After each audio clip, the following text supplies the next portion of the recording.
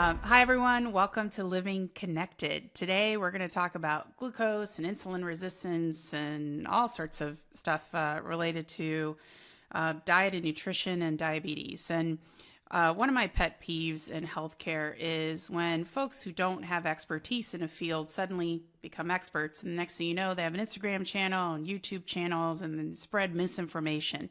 And so what I was hoping today to do was to have a true expert in diabetes and glucose metabolism. Today we have Dr. Tom Blevins. He founded the Texas Diabetes and Endocrinology Group in 2001 in Austin, Texas. They have 3 locations. Very, very busy practice. And so who better to talk about insulin resistance and glucose metabolism and give us just share some wisdom on do's and don'ts than Dr. Tom Blevins. So welcome, Tom. Dr. Masturzo, very nice to be here. Thanks for inviting me to talk to everyone. Yeah, that's awesome. I'm really looking, I have some questions for myself, actually. So I'm an internist, so I know about diabetes, but you're the Jedi master of diabetes, right? So what's interesting is in the past year or so, suddenly this, and I don't know how much of it is social media, but there's just a huge focus on glucose metabolism. Have you noticed that? I have. What do you think that's from? What's happening? It's always been there. I mean, Yeah, I it's learned always about it been when I was there. in medical school 25 years ago. Yeah, I think influencers have really gotten into it and find it a way to really capture people's imagination and talk to them about glucose and protein and the effect of glucose on the body and also the effect of food on glucose. And so I think it's kind of a healthy thing, and it is certainly important that people get reliable information. Yeah. Well, it's a healthy thing, but it can also, I think, and we can go into that in a little bit, but why don't we start with some of the basics, right? So can you explain in just layman's 8th grade level terminology, and you probably do this every day with your patients, how do you explain glucose, insulin, what's good for you, what's bad for you? Because so much of this stuff is just normal physiology. We're humans. We're supposed to eat fruits and vegetables and starches. Yeah. And so glucose spike, like all these things are normal. But so can you just explain in layman's terms how all this works? Yeah, I sure can. Well, your body controls your blood sugar, and your blood sugar is very important. Glucose is a fuel, and it's a fuel for muscle. It's not the only fuel. It's a fuel for every cell in the body, and it's really the main fuel for the brain. And so the glucose, the sugar, we'll say, being controlled is very, very important. And certainly you don't want it low because then there's not enough fuel, and the brain can't work, and other organs can't work either. And really don't want it high because we know that if the sugar is high, it kind of sticks to things and kind of glues things up a little bit and can cause trouble. And if the glucose, the sugar's too high, then it can cause damage. If it's quite too high, it can cause damage to like the eyes, to the kidneys, to the nerves, really many different parts of the body, even cause some trouble with the heart. So the body normally controls the sugar very carefully by producing insulin from the pancreas. When the food comes in, the carbohydrate starts to rise, so the sugar starts to rise from the carbohydrate. The pancreas makes insulin. Lots of other things happen too, but we could talk about those. And then the insulin controls the sugar by shoving the sugar into the liver and shoves the sugar into the muscles and the fat cells. So when there's enough insulin, and in people who actually have diabetes, there's not enough insulin, and they don't shove enough glucose, and the sugar in the blood rises. Also, some people with as you know, with the type 2 diabetes have resistance to the insulin that's supposed to be shoving, the cells shove back, you might say, and the sugar doesn't get in the cells adequately, and then it goes too high in the blood. So there's this whole science around keeping the blood sugar normal, and diabetes is what we do a lot of. As you know, both people with type 1 diabetes don't make insulin at all, for the most part, don't make insulin at all.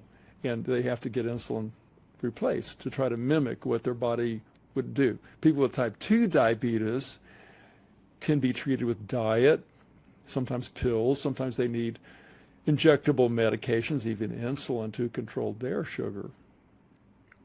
Now, those folks with type 2 diabetes, I mean, eventually you can become so resistant to insulin that your pancreas pretty much burns out. That's right? very true. That's very true. Sometimes the person's pancreas can keep up with that shove back and just make more insulin, shove more, and kind of push it. Yeah. And sometimes the pancreas just poops out. The beta cells just get tired and they give up a little bit and they don't make as much insulin, and then the sugar goes up because the insulin resistance doesn't go away. Now, people can, as you know, people can reduce insulin resistance and improve the situation by exercising their muscle in particular. Of course, that's going to help. Strength and training, also, right? Yeah, weight loss, strength training, resistance training, just walking. I mean, just anything, and moving, and then also losing weight can improve insulin sensitivity considerably. And so that's a big push. And we talk to people every day about losing weight and exercising and reducing the carbohydrate in their diet a bit too, to try to reduce the stress on the system, especially if they have diabetes, of course. Yeah.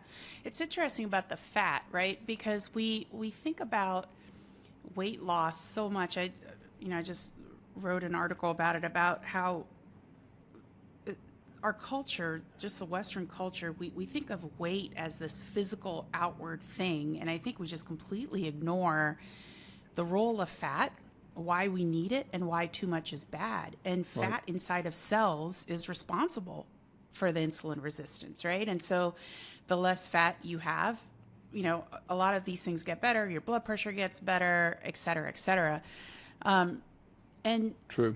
what I've noticed is that there's this perception that if you're working out but you're not losing weight, then you're not doing your body any good.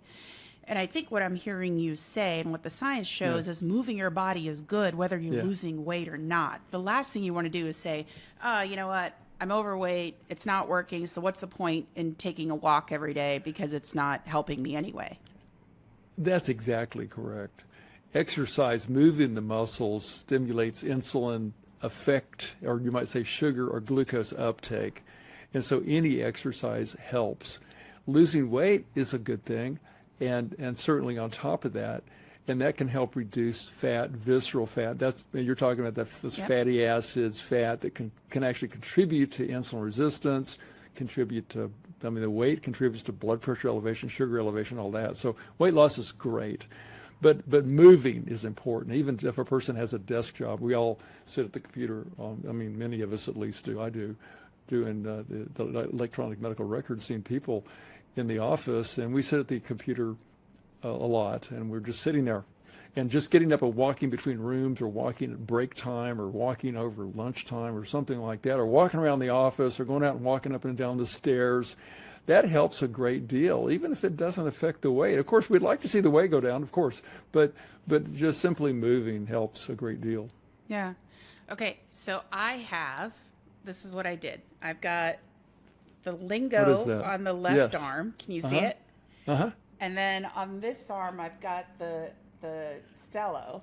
Yes. And I put it on about a week ago, and it's fascinating, right? I mean, I've always suspected when I'm getting a blood sugar spike, but it's been really interesting to actually watch it happen. Yeah. And I think can you talk about the order in which you eat food? Because I've noticed, for instance, if I eat a big salad and then I have carbohydrates, I don't get the same spike as if I had the carbohydrates alone. Correct. Well, everyone, Dr. Masturzo was talking about the continuous glucose monitors, and these are the self-monitoring. This is the over-the-counter version, not the prescription version. That's the over-the-counter. This is what you can get by out. either ordering it, or doesn't require a prescription. And this is a really good technology, which we can talk more about who might use it. But the answer is, this is a way for you to monitor what's going on inside your body. And how can you know unless you monitor it?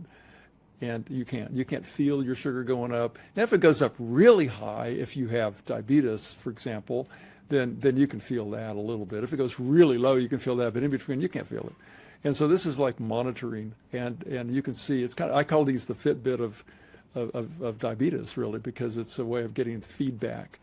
So so you're actually asking a very advanced question, and that is, well, now you can see what's going on in your body, and what about the order of food? And yeah, you see that if you eat the carb first, like fruit, and then you have the salad, your sugar spikes up. And that's because it goes in there by itself. And the sugar from the fruit gets absorbed rapidly. It's pretty. In this case, it was bread, by the way. I'd love Bread? to say it was fruit, Okay. but it was actually Yeah. bread. Okay, bread. Yeah, okay, bread. The carb from the bread gets in there quickly. You chew it up and you mush it up and gets down your stomach. It gets metabolized quickly and turns into carb right away. Gets in your blood and your body goes, what? What's this? I'm going to make some insulin, but sometimes it doesn't make it quickly enough. It can run right on up. On the other hand, if you have salad first, what happens? Well, it's down there in your stomach and then your upper intestine, and it sort of gets in the way of the fruit a little bit if you have the fruit after. So the fruit mixes with it, it kind of slows it and dilutes it down, slows its absorption. So you see a much slower absorption. Very instructive to have continuous monitoring.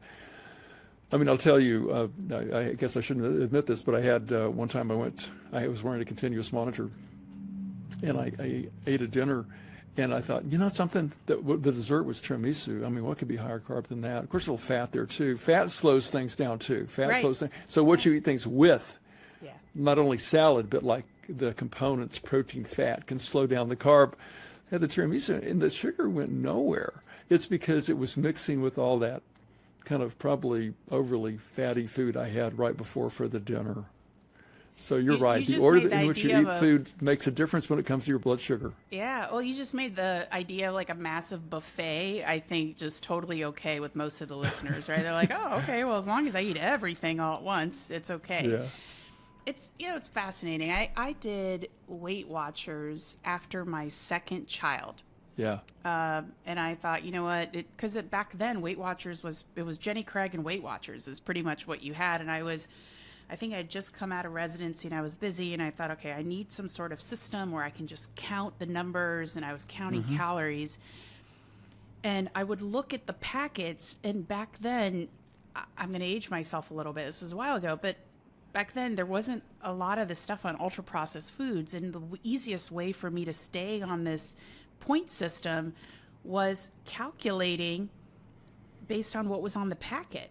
Sure. Right? And so Yeah. I would buy things off the counter, and you do the calculation. You're like, this is 2 points, 5 points, 6 points. And I was more obsessed with getting to my point target than I was actually about nourishing my body with the right stuff. Right. Right? Because there's Right. that calorie in, calorie out, Sure. which is essentially what it comes down to at the end of the day.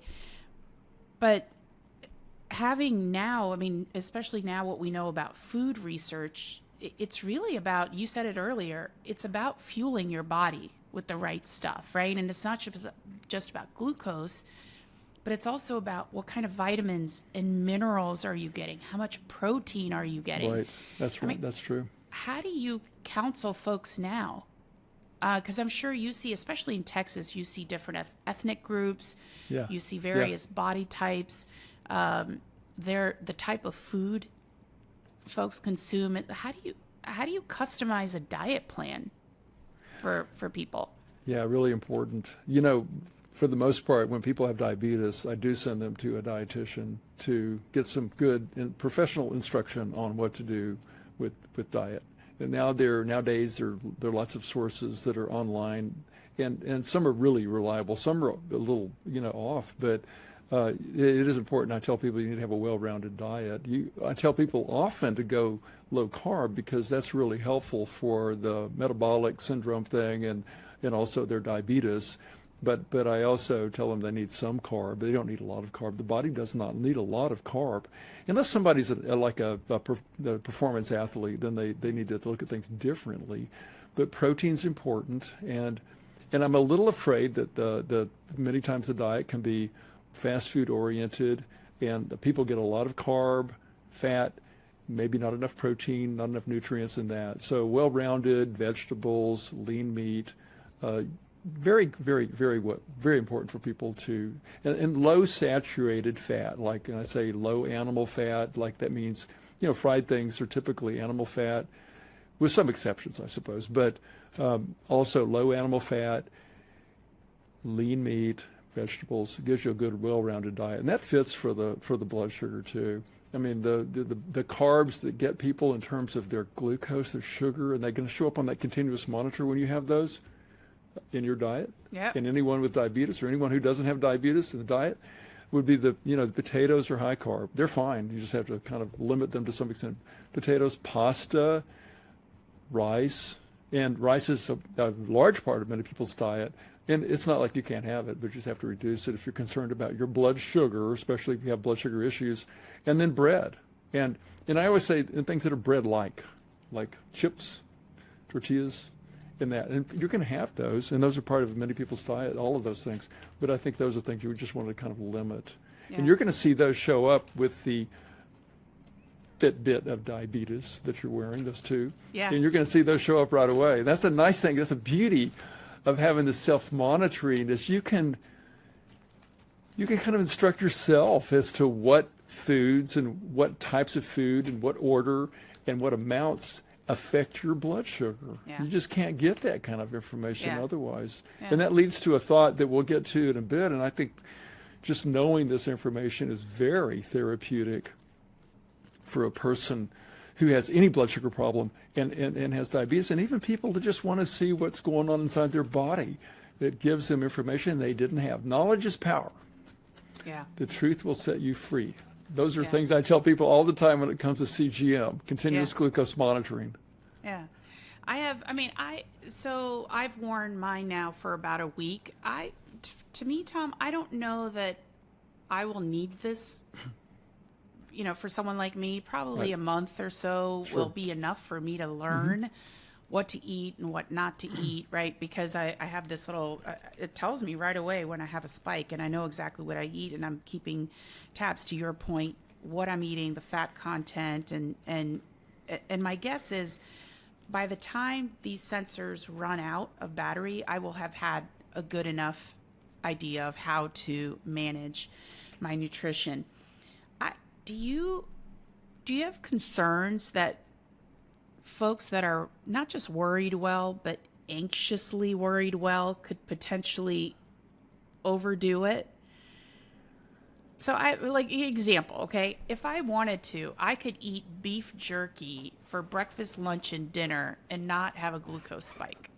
Right. I think. I haven't tried it. I don't eat meat. Yeah. But do you see what I'm trying to say is, can you get overzealous about this and lose sight of the bigger picture? Sure.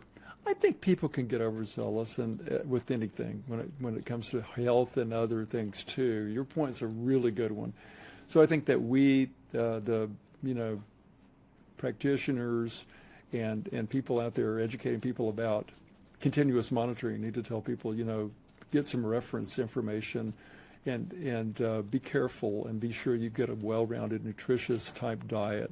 And I'm going to leave that definition kind of open, because I think people need to talk to other people or read good sources about that to actually get that. So your point's well taken. In reality, let me tell you this: I don't see that happen that much. I see, You see the opposite. Yeah, I kind of do. And, it really helps. There are always going to be times when people get overzealous. And I mean, I get overzealous about things, you do, and we all do. And whether it be our blood sugars or other things we do. And so, most of the time what happens is people actually limit the foods they're probably getting just too much of. And we are a very carb-heavy society when it comes to diet. And all those things I just mentioned, potatoes, pasta, rice, bread, we just load them in. And they're so readily available. And they tend to be less expensive than other things too. So really I find that this continuous monitoring and understanding the carb thing, instead of leading to a no-carb diet, like a carb desert, is more like a lower carb diet, more reasonable carb diet. Right. What's the natural, so I have a work colleague who is wearing one of these as well. And for the first 2 weeks that he had it on, it was panic, right? Because blood sugar would spike up. Is there a number? I mean, what should what should a spike, a normal spike look like versus somebody that's wearing this that says, okay, something's wrong? Because there might be folks out there that have not been diagnosed with insulin resistance, pre-diabetes. Like, what are the watch outs if you are wearing a monitor? When do you know something's not right? It sounds to be like y'all are having a CGM contest or something there at Oh, work. you have no idea. It's Yes. we're all wearing them. No, I'm kidding. It's just They're two of fun. us right now. They But are it's- really instructive and fun.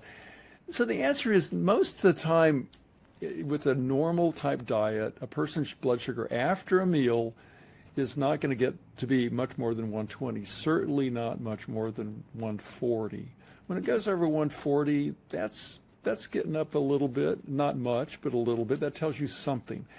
Now, I would also say that probably most people, if they take that, high carb intake by itself, on an empty stomach, can probably drive their sugar up higher than that, and that's not a problem. But in general, I would say under 140 is where you want to be. Under 120 or 120, no more than that, is probably like really, really good. So when people get numbers like 160, 170 after eating, then that tells you that there's something maybe starting to happen. Of course, diabetes won't be diagnosed unless the sugar is over 200, and that is after a glucose tolerance test. Right. And when you actually drink the, mainline the sugar. Yeah, I had away. 2 pregnancies, so I remember. Yeah, I still you remember that ugh, torture not test. very good. Yeah. We don't do many of those. And in the fasting state, the sugar normally is going to be under, I'm going to say 100, although the labs all say 99, but it's just easier to remember 100. And so it should be under that in the fasting state. Now, the prediabetes equals 100 to 125, and diabetes would be 126 and greater by lab. I would also tell people when you're using CGM, remember it's not perfect, and there's a variance, and there's that mean absolute relative difference. In other words, the percent that it's okay to vary from normal is anywhere from around 8 to maybe 10%. So we don't make diagnosis based on continuous glucose monitoring. We don't diagnose low blood sugars. We do watch sugars and we look for low blood sugars, but as far as diagnosing hypoglycemia, continuous monitors are very helpful. They're not perfect, and they could be off a little bit. So I would caution people, but they're so close to accurate that we use them rampantly. We really use them a lot. Yeah. I imagine, especially for folks that are on insulin, specifically, maybe short-acting absolutely. insulins, right? Right. Let's see. Anything else we haven't talked about that you think that listeners would need to know?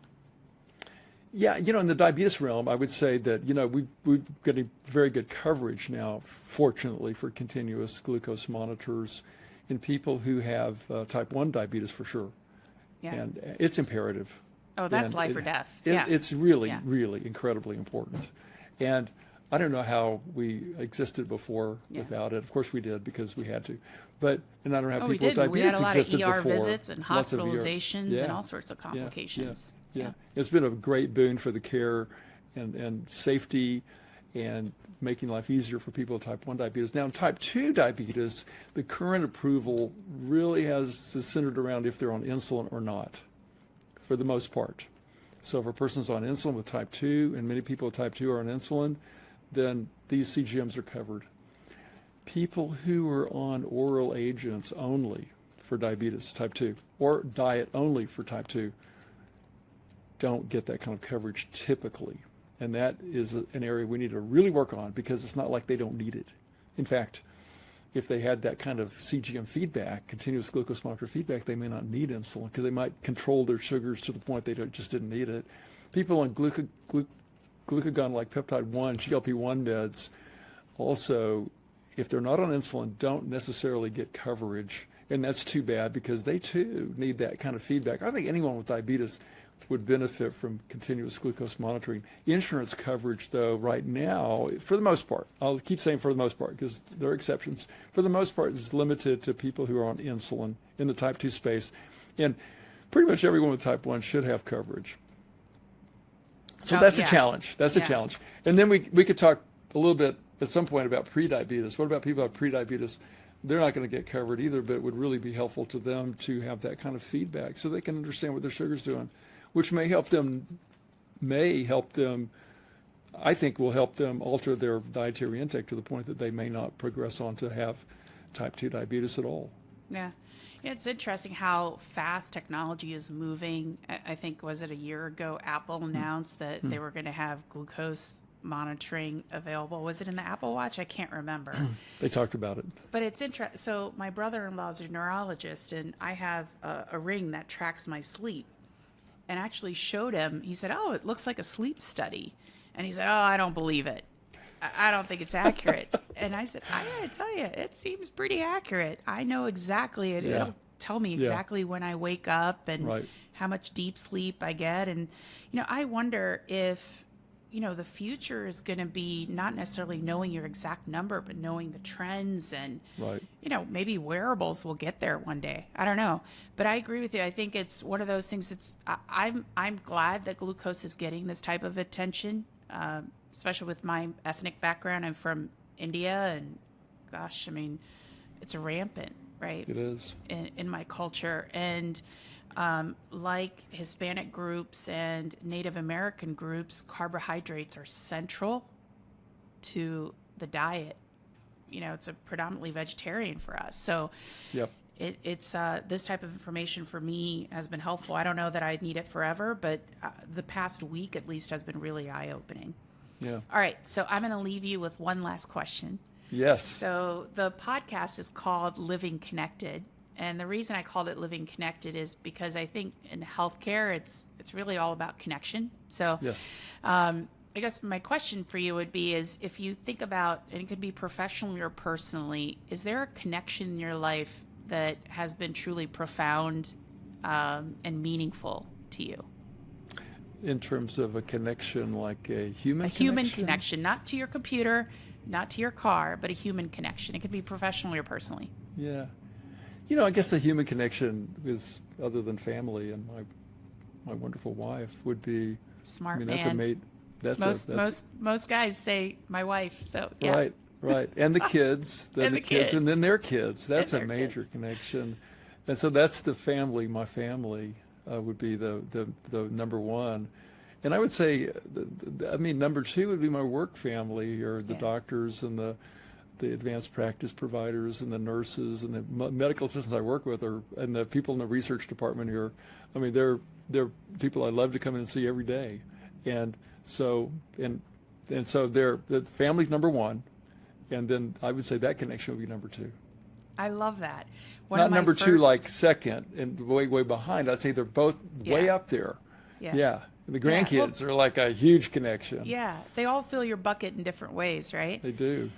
One of the Thank you first for saying that. podcasts that I did, I had a friend of mine who teaches a class to residents on bringing the joy back to medicine. And I was asking him, I said, so give some tips to physicians out there who feel burnt out and demoralized. And he talked about the work family and the community at work and how that can truly build that sense of connection and belonging. So awesome. I agree. All right. Well, Dr. Blevins, thank you. That was awesome. I learned a lot. Thank you. I did too. Thanks for coming on board. I really enjoyed talking with you.